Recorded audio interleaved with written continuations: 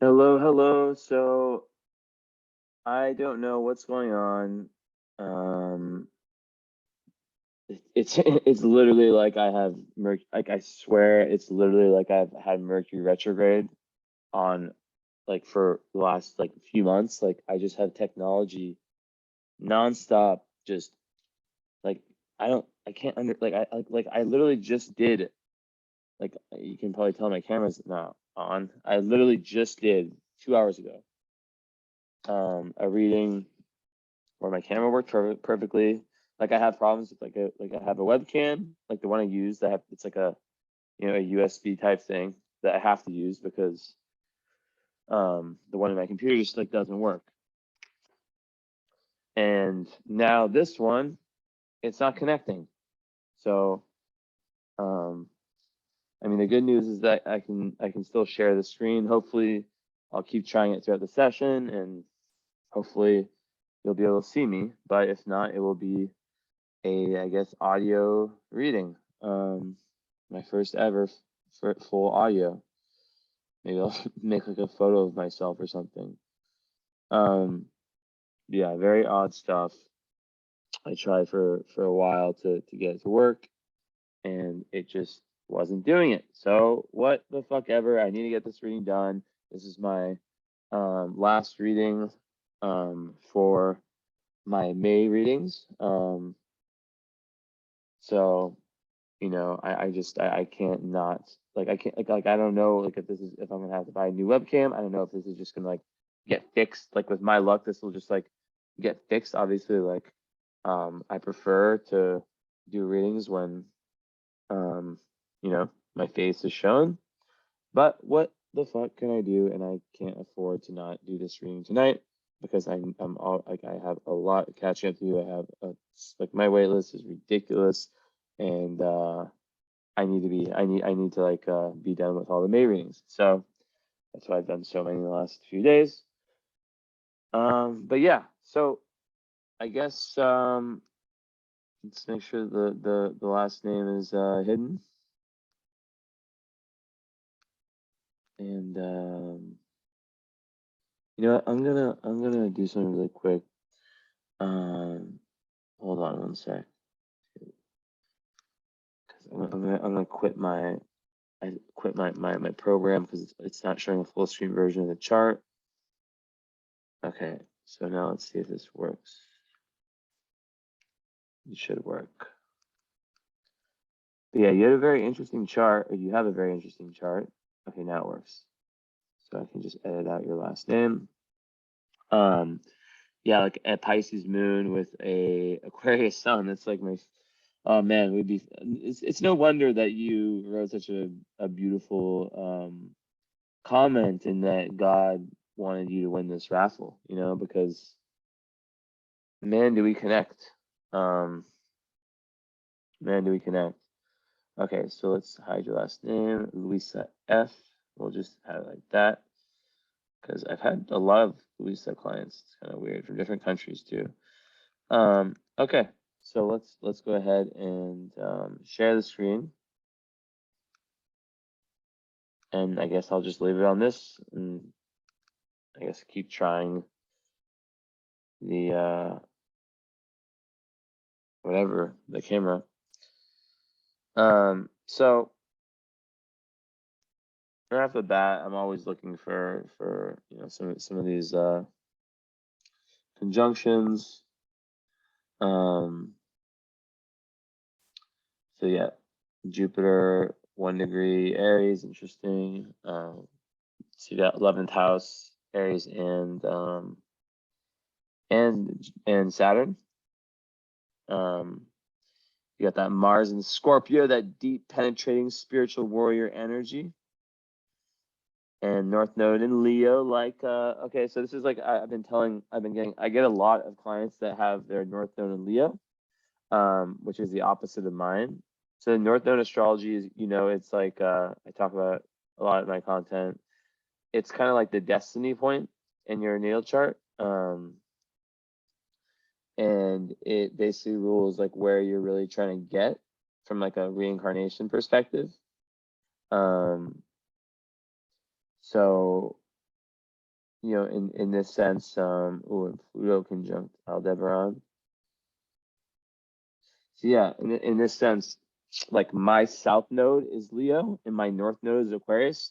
Your south node is Aquarius and her north node is Leo. So basically, like in short, it's like where I like what comes very easy to me is what comes very difficult to you, and what comes very easy to you is what comes very difficult. Did I say that right? To me, yeah. So it's like that's why a lot of my clients are people that are really attracted to my stuff.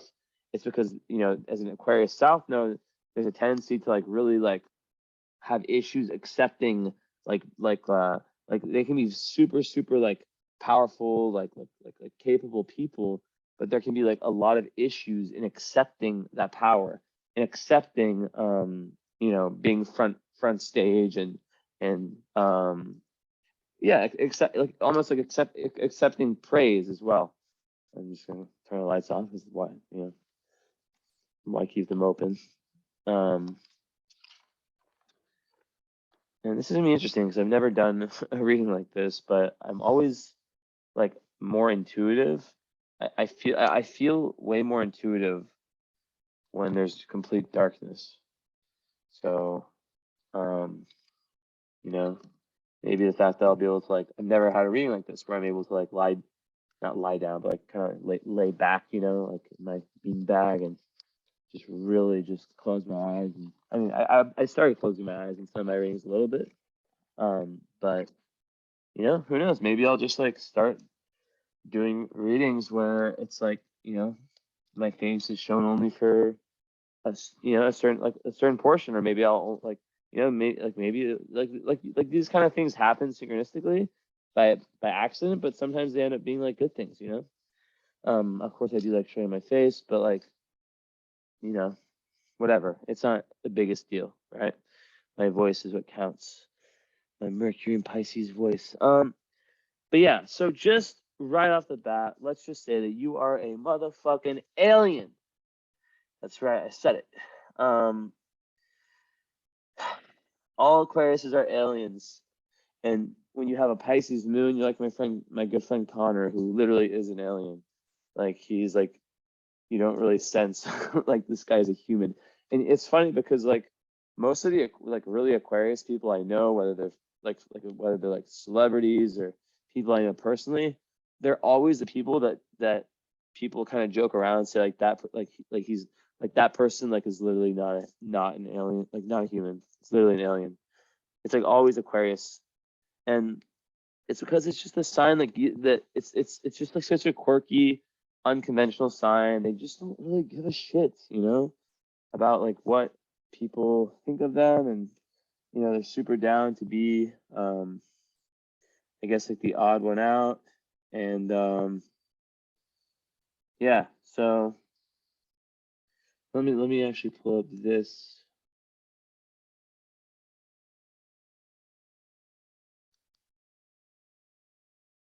Okay.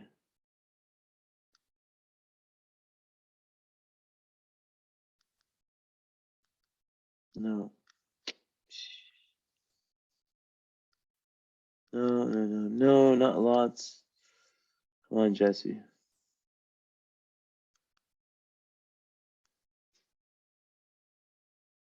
Oops. Um, Wait, hold up. One sec.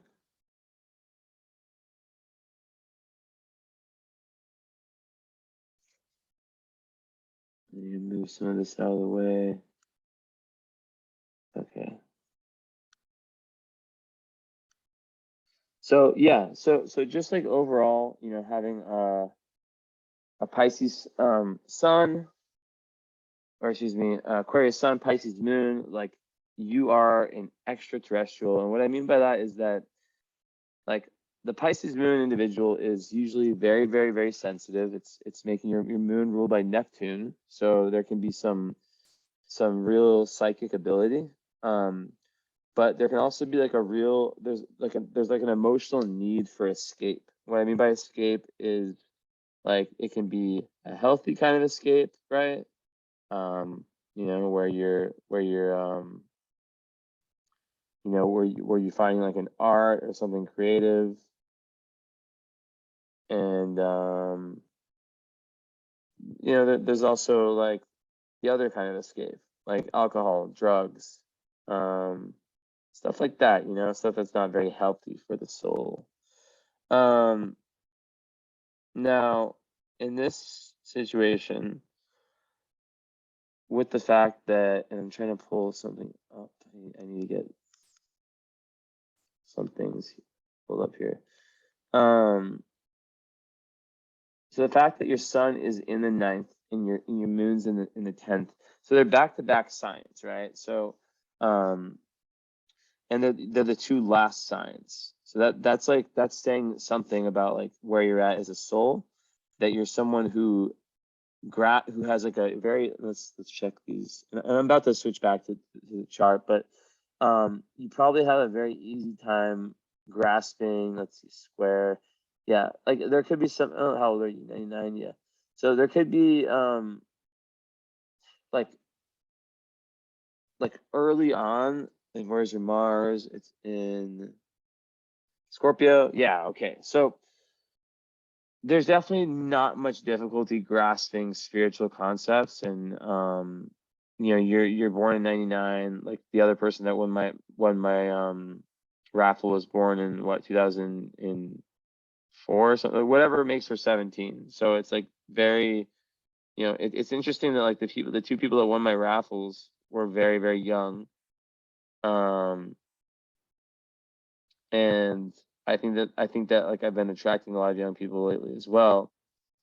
But that's not the point. The point is that like most people your age are not in, I mean, maybe it's changing, right? But they're not typically like into spirituality, into astrology. I mean, maybe there's like a little mini interest, but for you to like, you know, follow my page, for you to resonate with my stuff enough to write such a sweet, I thought you would be like 35 years old by how you wrote that, you know? Like it really like, and I can't like remember exactly what you said, but like I just remember like reading it and be like, yeah, this was like very nice, you know, like very, very nice. And like that's because there's that spiritual maturity, right? I'm gonna make this setup way more. 1 second. I want to set my computer up in a way so I can like lay back in a more comfortable way. Where's the thing? Da, da, da, da, da. Okay, so, and yeah, after this reading, like you can definitely, obviously you don't have like a follow-up, and you know how, I mean, you follow me, you know how crazy busy I am. Yeah, I don't think, not to like give myself flowers, but I don't think many astrologers, um with the kind of demand that I've been getting these days, where I'm just finishing my May ones and I have like June, which is even more than May, before I get to the, you know, the July ones with classes and this and this, and that's how I want. That's how I want my life, right? But I don't think many astrologers would do that. I'll pat myself on the shoulder for that, but who cares? Um, yeah, so um, you know, where the house that your sun is in, right? The ninth house is extremely important. And the fact that it's not by itself, it's with Uranus and the south node and Neptune, is that house, that area of life, which we'll get into, right? And your south node's there. So that means that there's a lot of been there, done that. And this is actually why I think you have like this I don't know, how do we call it, like this ability to kind of be like a spiritual being like so young in your life, right? It's because it's because the fact that you know, you have ninth house south node Aquarius. It's like there's a lot of been there and done that, in relation to kind of like being a very individualistic, like eccentric, very philosophical person, right? Because ninth house is Sagittarius. So the fact that that house is ruled by Aquarius, it's going to give you like what would be considered by other people as like unusual philosophies.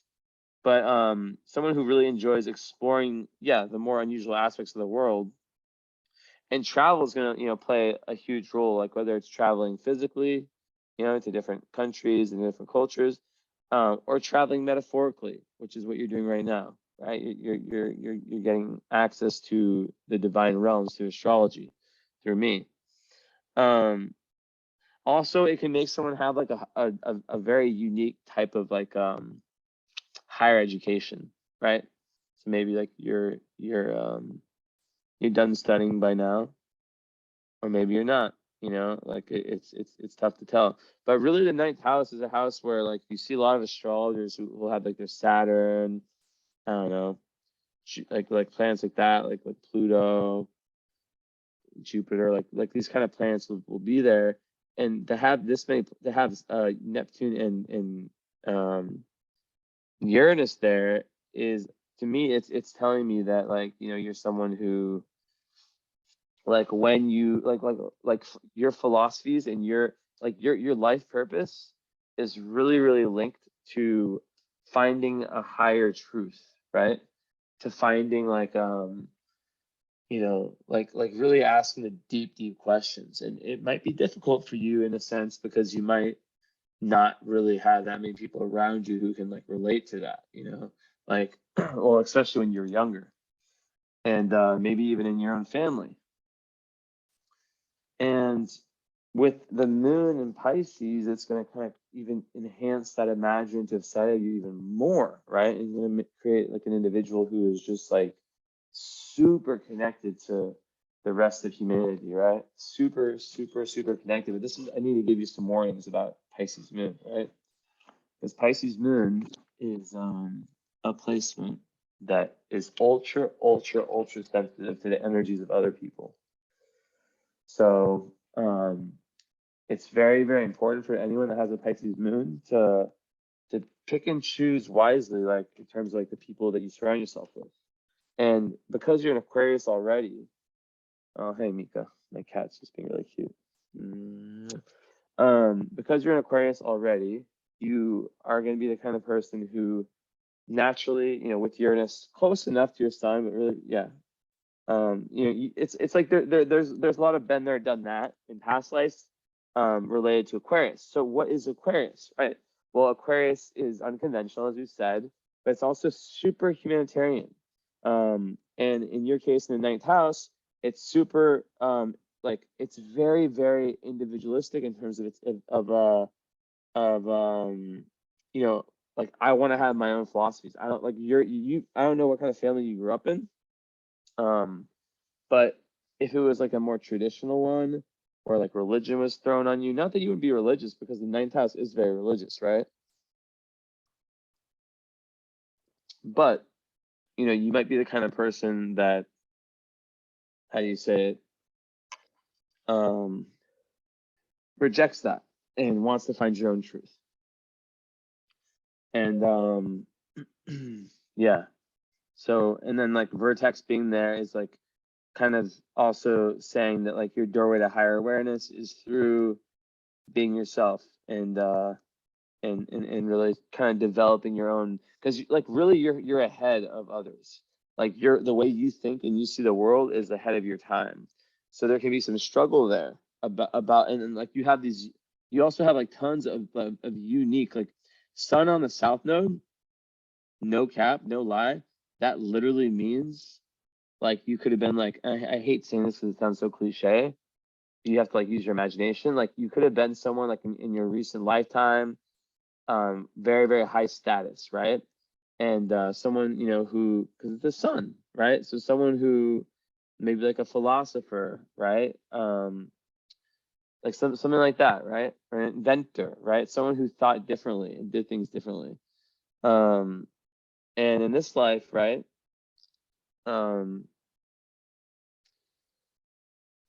You know, like so a lot of people, I don't know what kind of family. I don't know if you're from like a wealthy family or if you're from a medium, or I don't know, right? All I know is that you're from Brazil, and I didn't look at a pic. I made sure not to look at a pic. I don't look at pictures. I don't look at anything of any of my clients before I do the readings. I don't want to know a damn thing. I don't want to know anything. And then after, I hope that you'll send me voice messages telling me like what, you know, like what I was right, like what resonated. But this is what's interesting on your chart is that I'll show it again.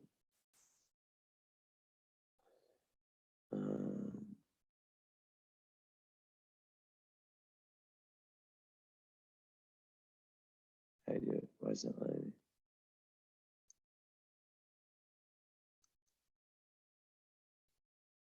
So basically, you see that this house, and this house are all back to back filled with like planets. That's actually like a thing that I see in a lot of famous people's charts, not even lying. Especially 9, 10, 11, a lot of times 12 too, but like, yeah, those kind of public houses. And it's just saying that like there's a large concentration of like your energy into like those more like public domains, right? Not to say that you're not like an introverted person, because like that I was telling you about like the Pisces moon, they are people who absolutely need to spend time alone, right? Like the only way you can really judge like someone else's energy is like you know when you're alone, and or like when you're with them and then you're alone, and then you see how you feel like after you left after their energy is no longer with you, right? That's how you really know. And it's important for you to practice that, and it's important for you as a Pisces moon. You will probably lack, at least you would have, Pisces moons lack boundaries, and whenever I tell them that, they usually laugh. They're like, yeah, you're so right. And they're such compassionate people that sometimes they're willing, they get sucked in by energy vampire types, especially in love. So like learning boundaries is really important. And Aquarius also, like, you know, Aquarius can be a little bit more badass in the sense of like, I don't know how to say it, like it can kind of just like not really give a fuck about like my friend Mia, she's an Aquarius. I mean, I haven't heard from her in like a million months, but I never take it personally when she's with her, because I know that like she just is such a wild creature. And like I'm like, you know, her mom messaged me, and of course her phone, she doesn't have a phone now. That's why I haven't heard. Like I always feel the love. And that's the thing about Aquarius energy, is that like they're weird. Aquarius can be really weird. But at least like I don't know, like it's fixed air. So it's like it's very hard energy for people to understand. That's why they're aliens. Um and you know, the thing that like there can be complications in relationships being an Aquarius, because people might think like, and you are a Pisces moon, so that does make you very caring and empathetic and all that. But you know, being Aquarius, it can kind of make someone like feel like seem a little bit more aloof, a little bit more like they don't care, right? But the Pisces moon, it cares deeply. It just needs a lot of time alone to reset its batteries. I guarantee you, when I say that, you are like, you're totally right, Jesse. Like, and maybe like, and then I make you think about like when, like what people, what situations like have like allowed you or not allowed you to like have that. Like, are there friends of yours that are kind of pushy? Because this is the thing, right? We're connecting the dots. Your moon is conjunct Mercury, right? In Pisces, which is like really, really good for being able to speak your psychic mind. You have this very psychic soul. You have this very mystical psychic soul, and you have access to it, which is very rare that a Pisces moon have. And Neptune's there, or you, yeah, Venus is there too, right? I think we're still presenting, right? So you can see, right? It's all in the 10th house. So the fact that your south node's in Aquarius, your north node's down here in the 3rd house in Leo, to me that's pretty. And you have a Gemini rising, which is linked to the 3rd house. Basically, in this lifetime, you're really meant to find your voice. And when I say be a public figure, I don't mean like blue check on Instagram, like be someone that does something like big in like where you're imagine you have all these accumulated past life wisdoms, right? Pieces of wisdom, but that you never really like shared them, or maybe not never, but there's been too much of kind of like I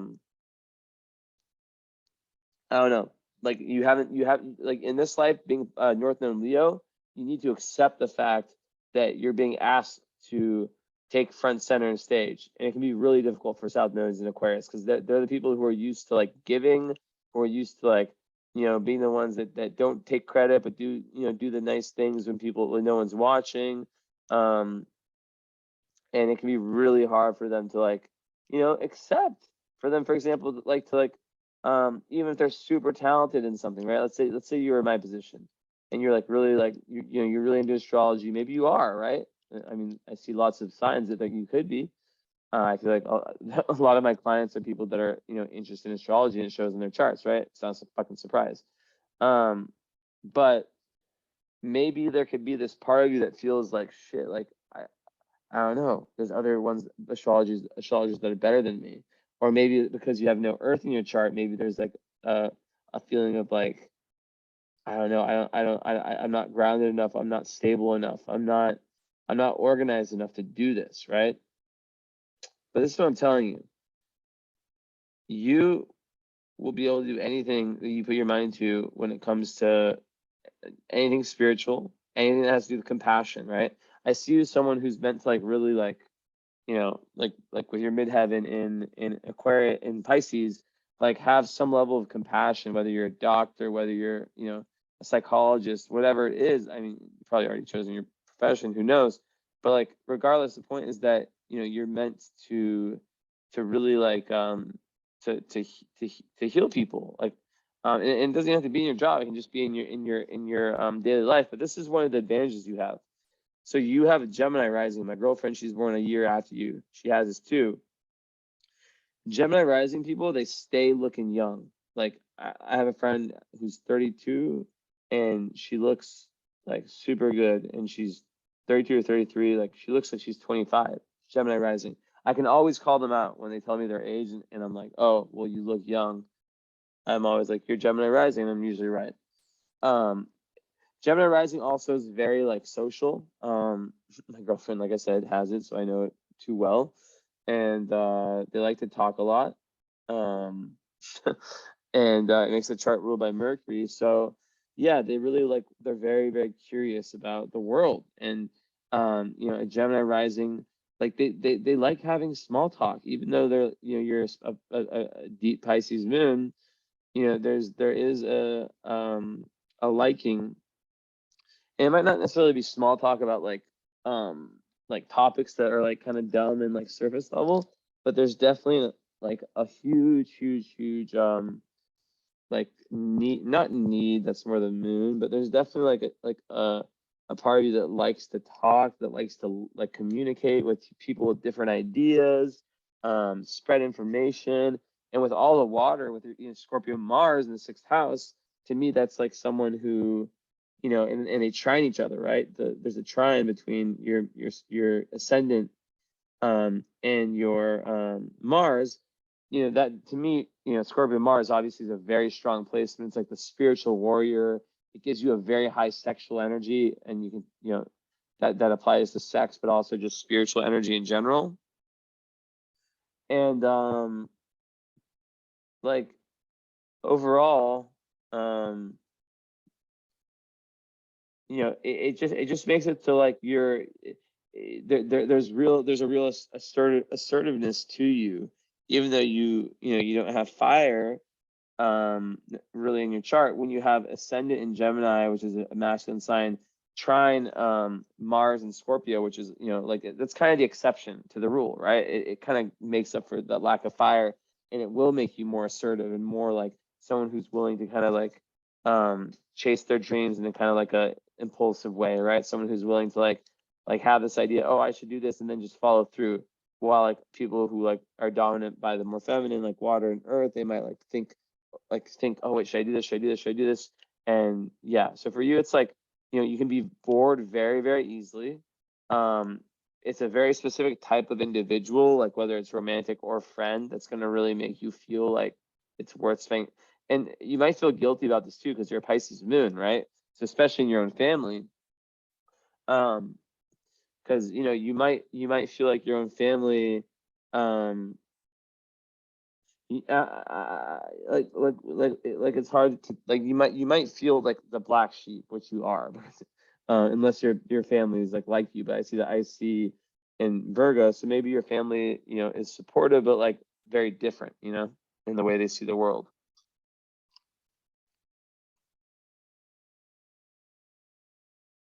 So, um, but also it could be something different. It could be that your family is like also very spiritual, you know. If you run by the rule that like the sun represents the dad and the moon the mom, but in that case, like also I must say that you have lots of past life karma with your father, um and it's not bad karma. There is a square with Chiron, which, you know, like uh, like sun square Chiron, that just means that like there's some level of healing, and yeah, some level of healing that needs to be done in your relationship with your father, but also not that much in the relationship with your father, but that you go through some pain. And I know exactly, it's so beautiful how it's linked. The pain, I think, is linked to having these different philosophies.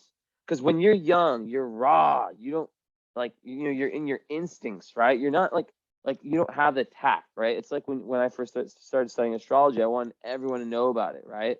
And then you learn through lessons like, oh shit, like I need to come at like this in a different way, right? But when you're like raw and the energies, you know, are you know, all the things you're learning are new, it's difficult, right? So I believe that like in some sense, and I think it plays out in your like relationships too, because it's in seventh house, um like that, yeah, you might feel like misunderstood, and it's like this process of like not giving a fuck, but learning to find other people, which is your 11th house, right? Learning to find other people who think like you, which, by the way, message me. I have a group that I can potentially invite you to. You'll have to remind me though, because I will forget. But yeah, like finding like-minded people who think like you is very important. And yeah, just like the whole energy of the ninth, you know, it's just like very like Aquarius Sag. I mean, like you're a freedom loving, liberal minded person, right? Like you're someone who believes in the freedom of speech and the freedom of the individual to do what they want, and say what they want and believe what they want, right? But sometimes you have to watch out. And where's the Black Moon Lilith, right? It's somewhere else. It's hiding. It's in Libra. Ooh, okay. So you see, this is how Aquarius, how I do my how astrology, not Aquarius, Jesse. How I do my astrology. I'm putting the puzzles. I'm making a puzzle. You might have to watch it a few times for the puzzle to fully form in your mind. But remember earlier how I said about the boundaries with the Pisces moon? Well, guess what? Black Moon Lilith down here in Libra. That's saying it's kind of like your darkness. It's kind of like Black Moon Lilith is, if you think about it like that, it's kind of like how can I say this? It's like the way I see it is that it's like when you're at your worst, that's when the Black Moon Lilith comes out. Like for example, I have mine in Scorpio, so when I'm in like a really low vibe Jesse, I can become quite scorpionic and kind of like just like very sharp and very like, don't fuck with me, you know? So in Libra, it can really take form in a way where it's like the people pleasing thing, right? And the boundaries issue that I was talking about earlier, right? Like where you can lack boundaries that can get in the way of your own creative pursuits. They can get in the way of your own creative pursuits. And like, of course, with your North Node in Leo, which is like what I said before, I'll keep repeating it, like your biggest goal in this life is to get to a place where you can authentically self-express, where you are expressing yourself in a way where you're willing to take front stage in whatever area of life that is, which, you know, sun in the ninth, moon in the 10th, or, you know, moon in the 10th, it's like public energy, right?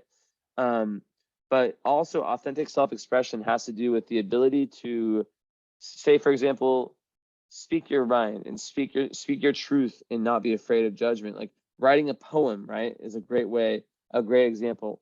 Like where you're writing it not to show anyone, not to get a million views, right? That's the big thing with this, right?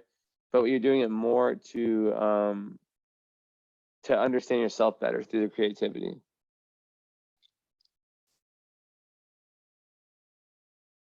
So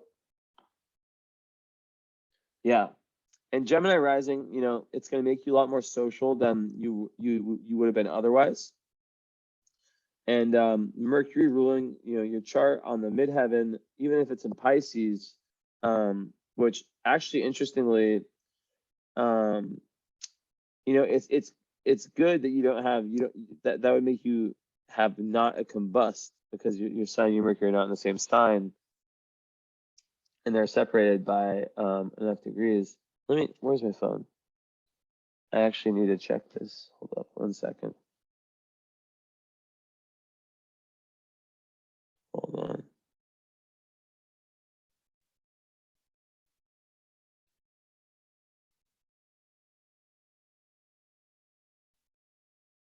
Okay.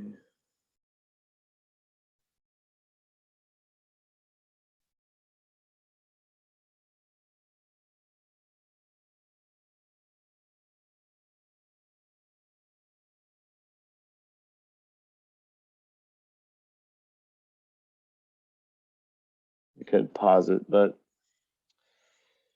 screw it. Okay, so orb bust. I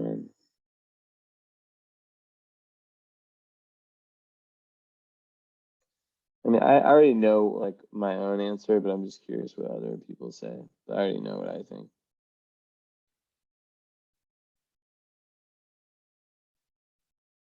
Because it's like, I would say probably like if it's in the same sign, like 10, 12 degrees. Either way, you know, your Mercury it's 11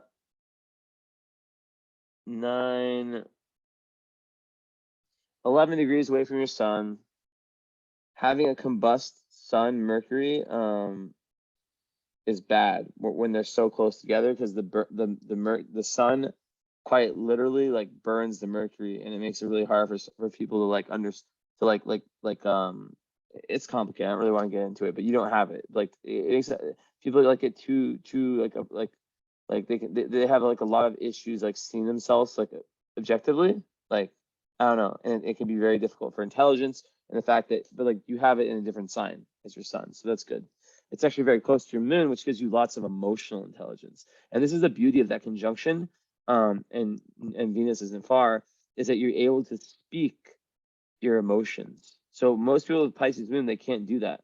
But you are able to, like, I would definitely practice automatic writing, like meditate or dream journaling, stuff like that, but meditate, and then just like have something like a pen pad paper, like a little special notebook, and just start writing right away. Just don't think and try to engage only your right brain and just see what happens. You're very creative, very, very creative. So it's all about getting yourself to do the creative stuff, right? Because me and you, we have the same, never mind, I'm stupid. But we have like, I'm 28 degrees Pisces, you're 28 degrees Aquarius. So it's like, I'm born on the 18th, you're born on the 17th. I guess it's kind of close, but yeah. But okay, Mercury midheaven, that can make it so you can have like 2 different jobs, which is very cool. You may have like the money maker, you know, the job that I'd say most humans on this earth kind of needs, you know, that if they are working, that is, you know, they kind of need to have the money maker, right? The one that pays the bills. Hopefully there's a level of passion related to it, and you know, I mean that's a goal. But then, you know, people will chart with Mercury there, and also like you could do really, really well, even though you're like a very deep person. You could do really, really well in a job like sales or anything that involves like talking. Like you would kill it in any of those kinds of jobs. Like, so that opens like so many different jobs for you, right? Because Gemini risings, they don't really get tired of talking.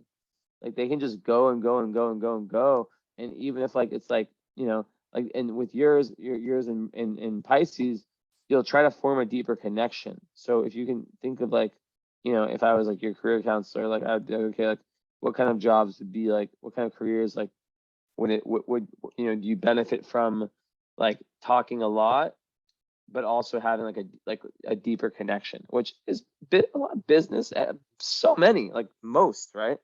So that's one thing. Yeah, so then after, let's see here.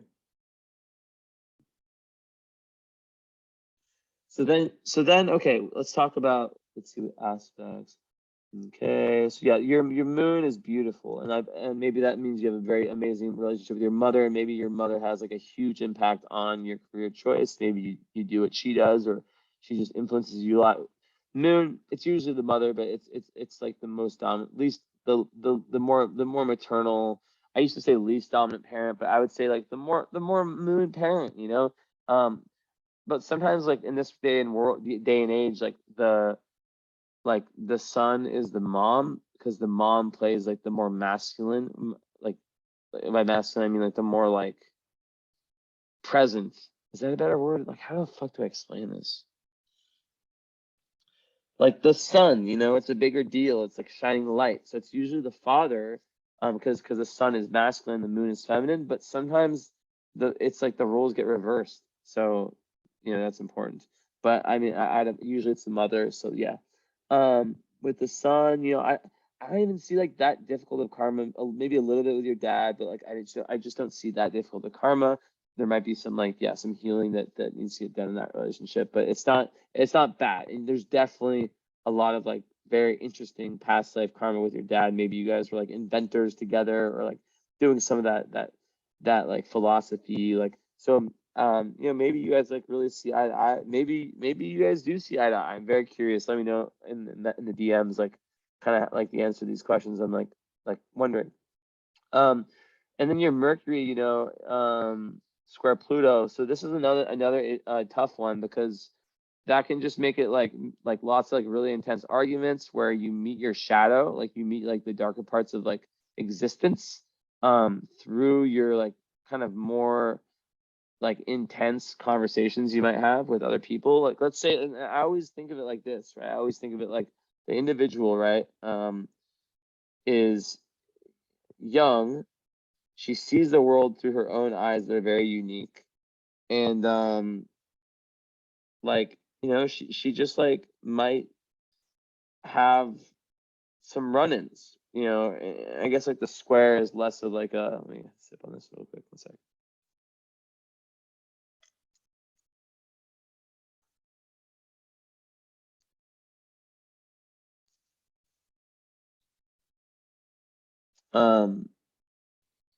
Yeah, so like basically like the square there, it's not really like it's kind of like gives like a really deep and complex thinking nature in a way, and also communicative nature. um and Yeah, like and like there can be like major crises that influence that, um which gives you like very, very strong opinions on different subjects, right? And it can give like lots like really intense like arguments, and very mentally challenging, and kind of attract opposition.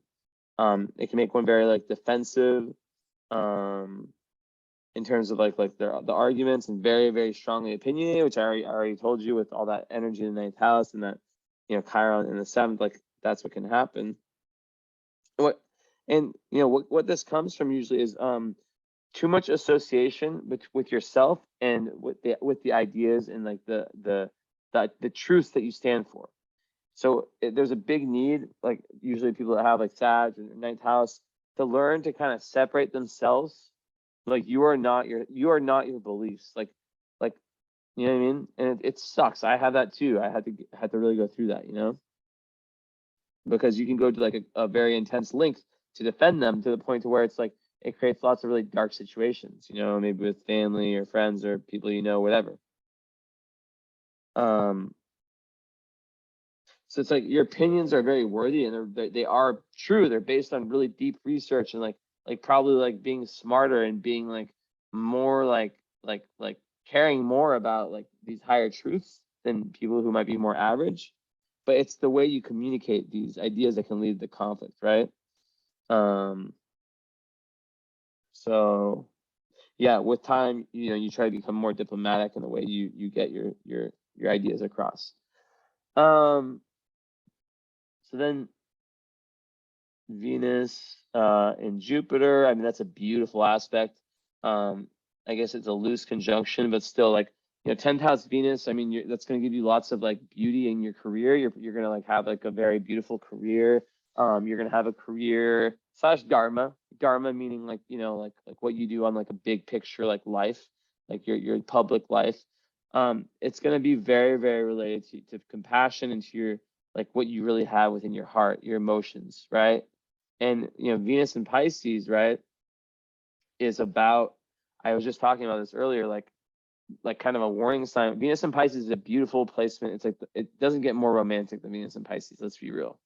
But the one issue with Venus and Pisces is that they can put all of their eggs in the basket of love. And you have conjunct Jupiter, and then it's unaspected. So literally what that can mean is that you can be so, and like it's like a 7-degree like non in the same sign conjunction. So it's like it barely counts in my book.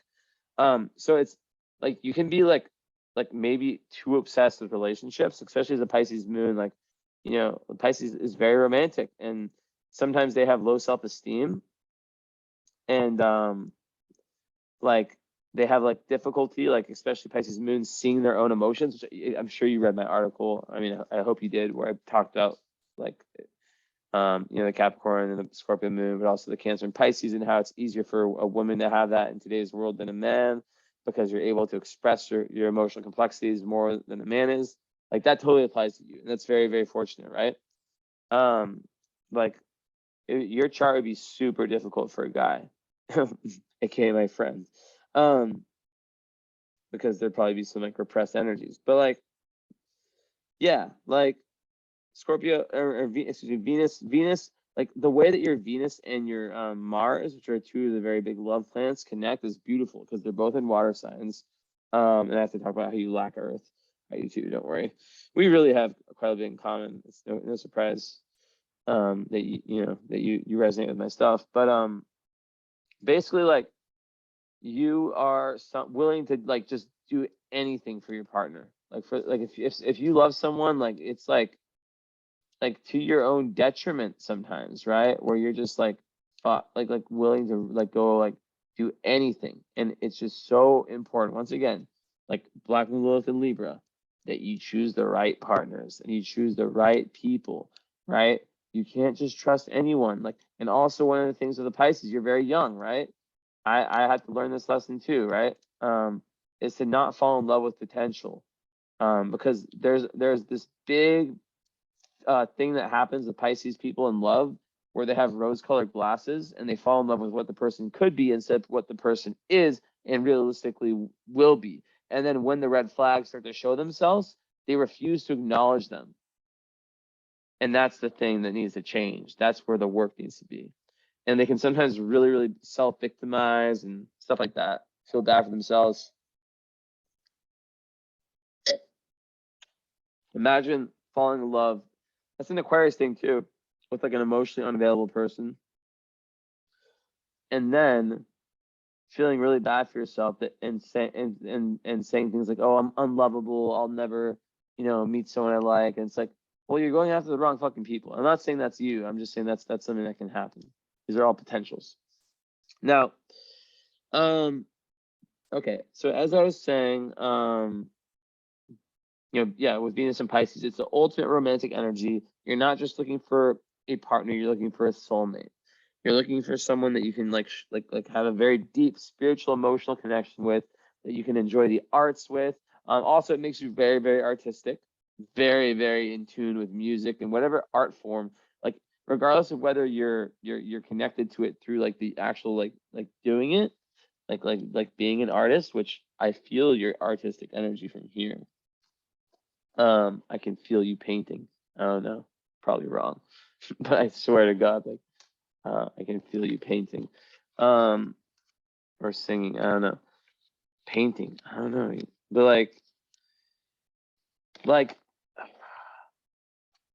you're like, even if you're not, even if when I say that you hear it and you get and you're like, fuck, Jesse like just said this shit and like I have all, and you get kind of sad, don't worry, because many of us are in your boat, you know. I have similar parts of my chart. I'm talented as fuck when it comes to music. Like I could have been a fucking, like I could have done something with music, but like, you know, and maybe, you know, it's just about finding the outlet, right?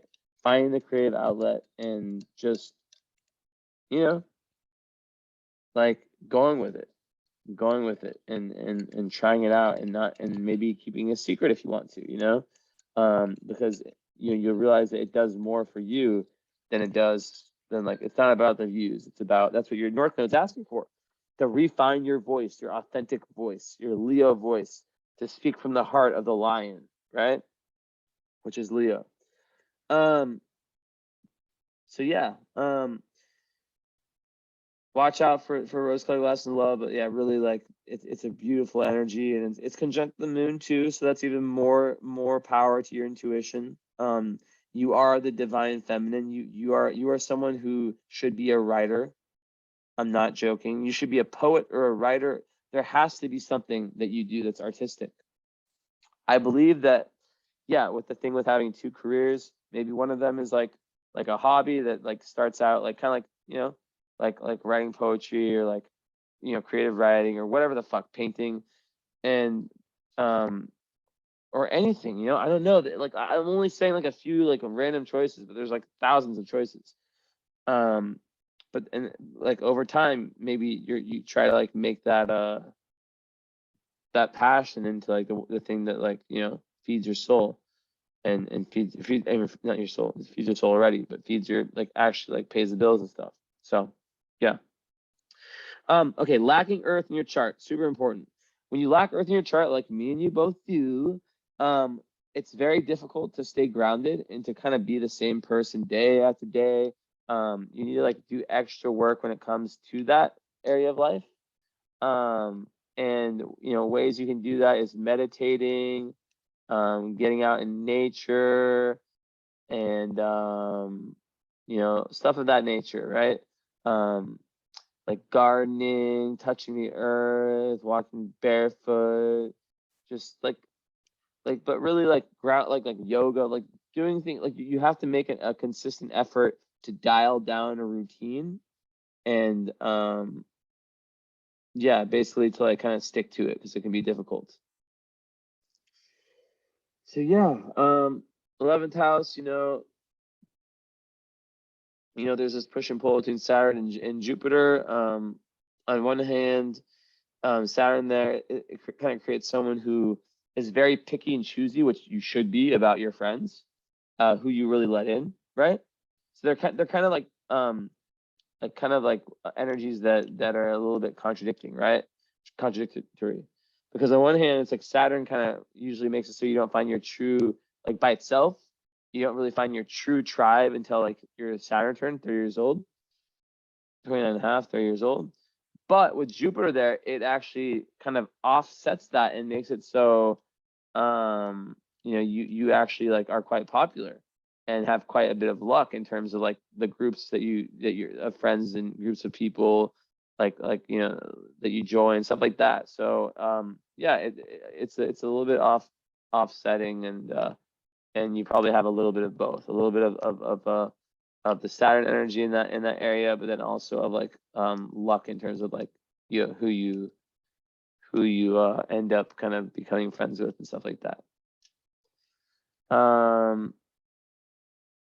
Yeah, and Jupiter 11th house is also like, I'm just gonna say it's good for wealth, and it's just really a beautiful aspect for friends. Like, it's really good. So then let's see. So yeah, like part of Fortune Gemini first house, like, when you're adventurous and when you're speaking, when you're kind of, yeah, like speaking in your immediate environment and not shy, and engaging with different types of people, all walks of life, you're really adventurous, taking risks, you're really in your zone, you're really feeling good. And with all the ninth house and 10th house, like, I think that traveling and always expanding yourself. Like whether it's through that, like I said, through traveling physically or through traveling metaphorically, it's a huge part of your life.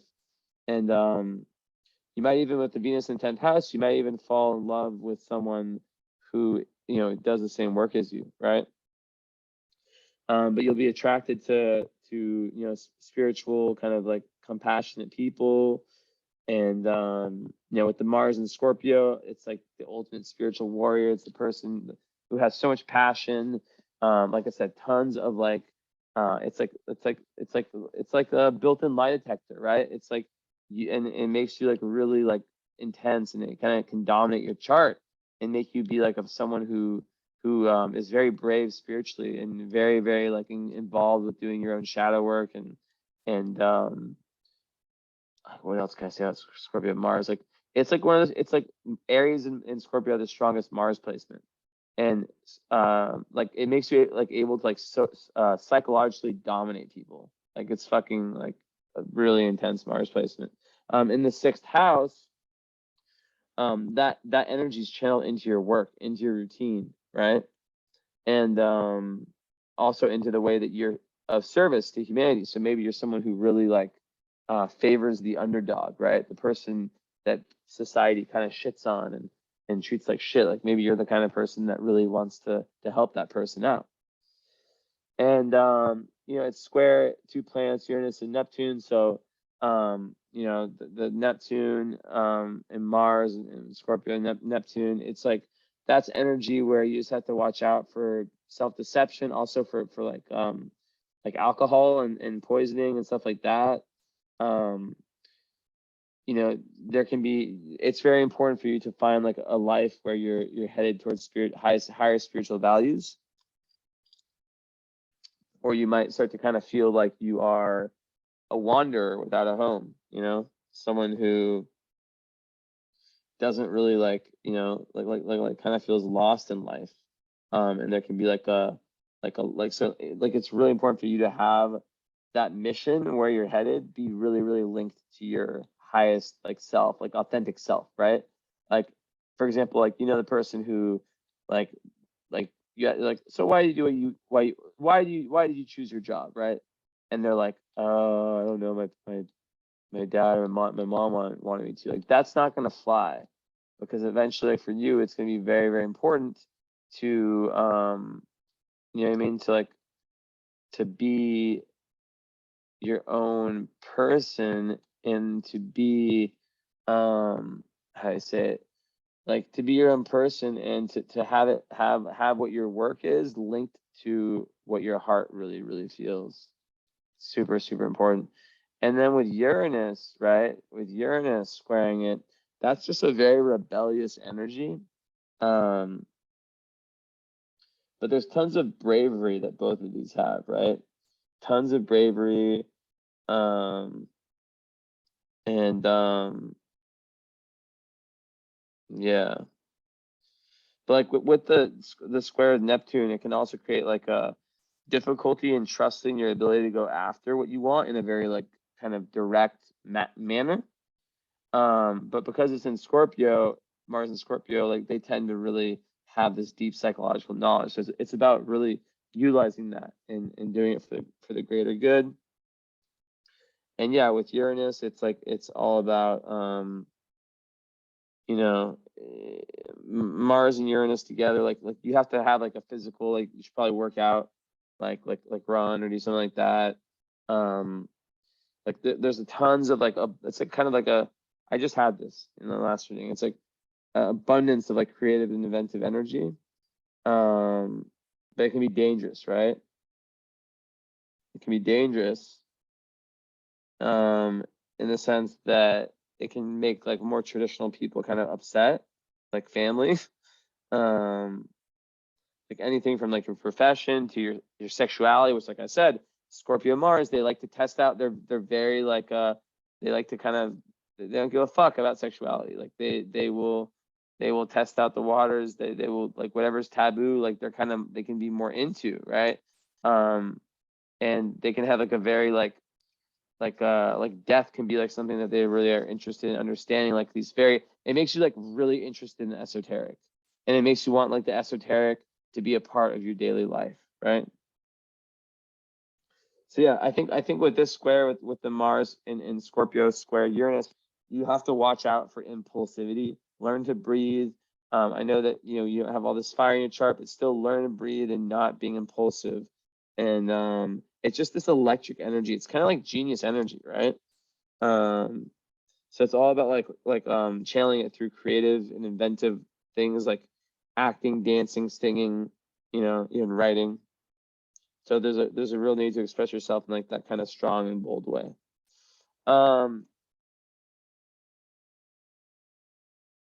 Okay. And you'll be very lucky in love. I'm just gonna say that.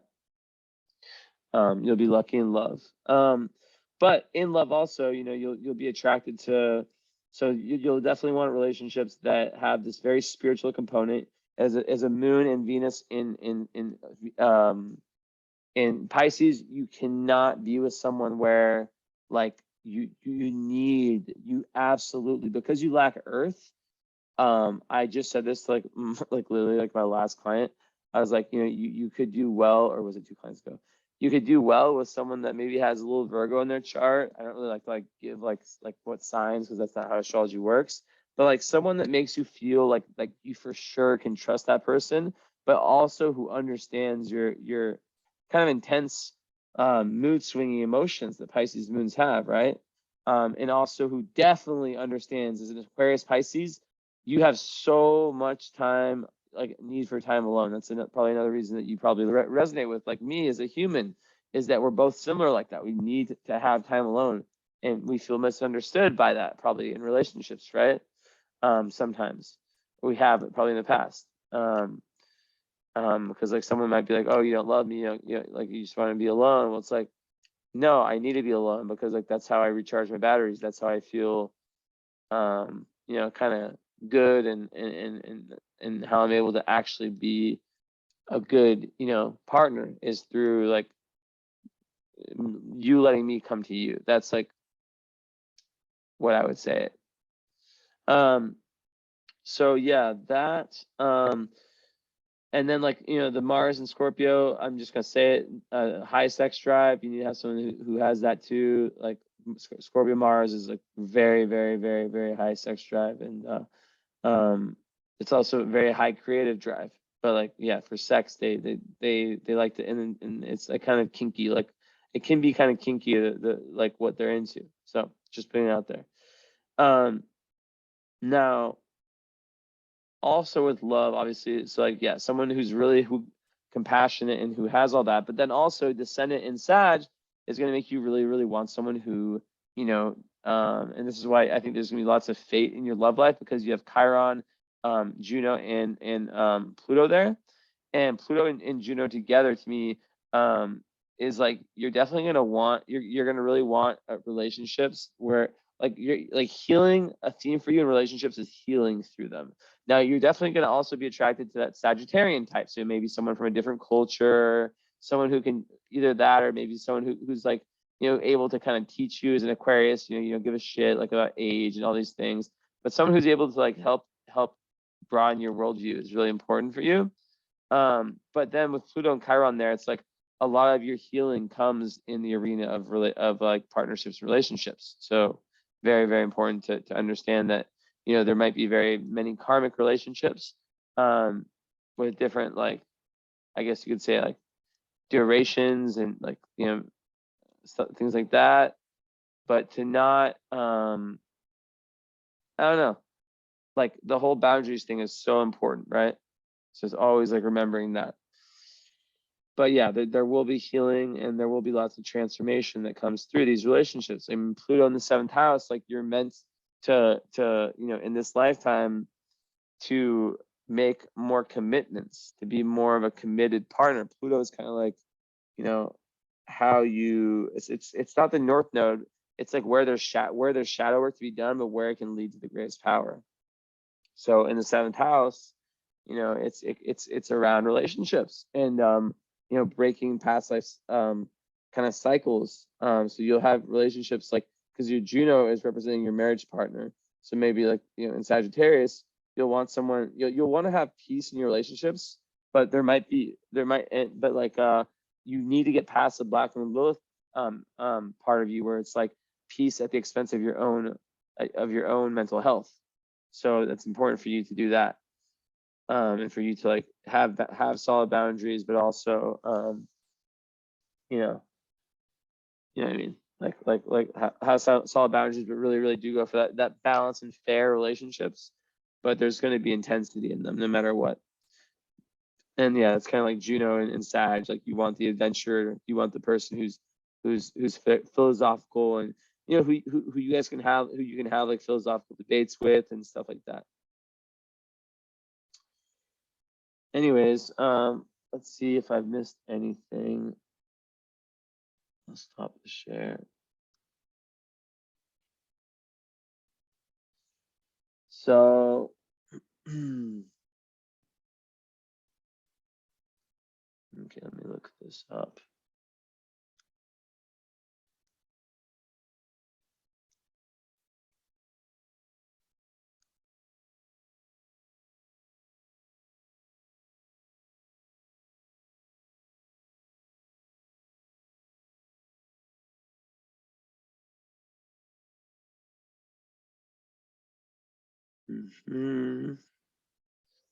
There's nothing on Pluto conjunct Antares. Interesting.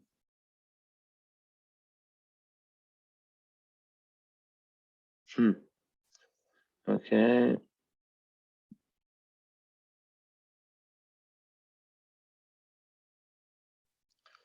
Let's open up my fixed stars and just see if there's any. I already kind of looked.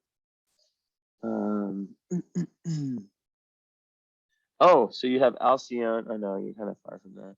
I mean, you're like out of orb. But that's like that's like the Pleiadian energy. So you might be like have like a connection to like the Pleiades. Alcyone, it's 0 degrees, Gemini. And when your ascendant's there, let's see how the orb is. Is it 240, 2 degrees? Ugh, you're just in there. So I'm gonna give that one to you. It's a big constellation. So it says, let's see.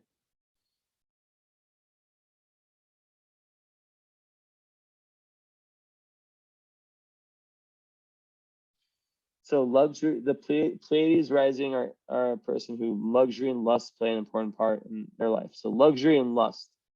They might drink too much. They will desire to be well dressed and even misuse beauty aids, maybe too much perfume. Also can indicate homosexuality. And like to be flattered, and with a poorly positioned Mercury, which you don't. I mean, it's in a bad, difficult sign, but it has a lot. It's on the midheaven, impudent speech. So, okay, kind of bougie. I'm just joking. It says 16, and now it's here midheaven. Then we'll call it a day. So 6. –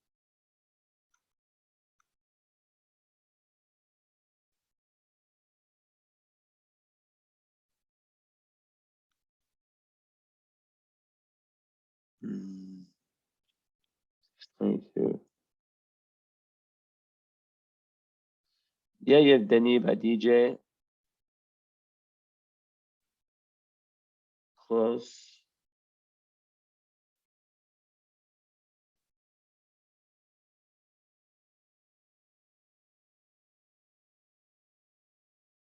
Doesn't give us any. And then Sadach, yeah, doesn't give us any.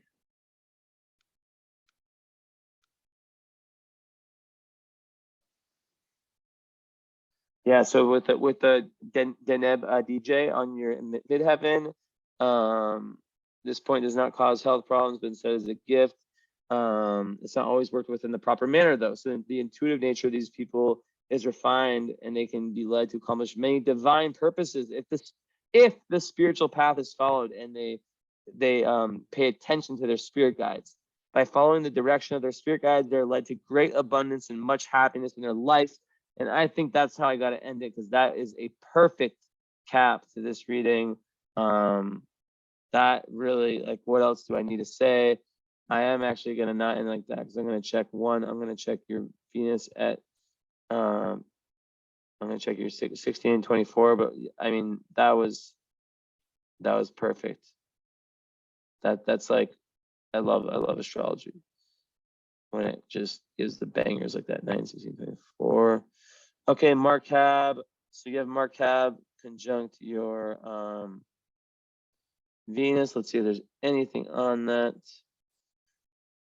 I still don't know these by heart. Like there's not much info, and no, there's no info on there. And then finally, Scorpio at 7 degrees, and we're Saturn, Jupiter. 1 degree Aries. Oh, okay. And 10 Sag. Yeah, I already, no, that's Pluto. So 7 Scorpio, and then 28 and 1 Aries.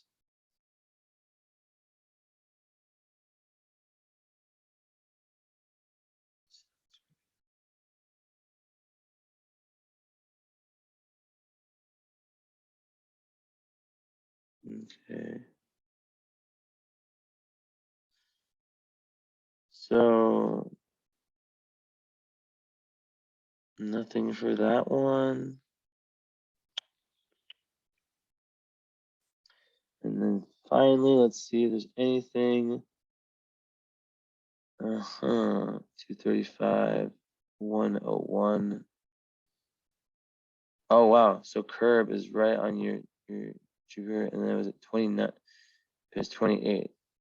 Okay. Vertex, is that an asteroid? Wow. 2751 and you're 2858. So it'd be Alarisha. Okay, so let's look at these ones first. If there's anything on there, there's probably no info. Nope.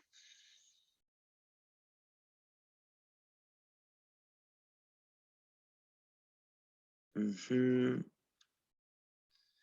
then vertex.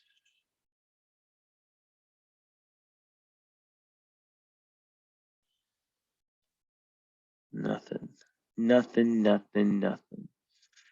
And then fixed dark curve right on your Jupiter, and it gives no information at all. Nothing. Anyways, that's it. So I guess that was the last one. I hope you enjoyed. Sorry about the video. Hopefully this fucking repairs fast. I don't want to have to go buy another one of these cameras. But yeah, let me know your response, or like a response. Let me know like your reaction. I appreciate when people write me long letters. No, I do I do appreciate getting like something written back of like, this is where you're correct, this is like your reaction to different things I said. Anyways, congrats on the raffle. I hope that you enjoy this, and thanks for following me and thanks for supporting. And yeah, enjoy. I hope you enjoyed, and you'll be able to have this forever. This ain't going nowhere. Okay, bye bye.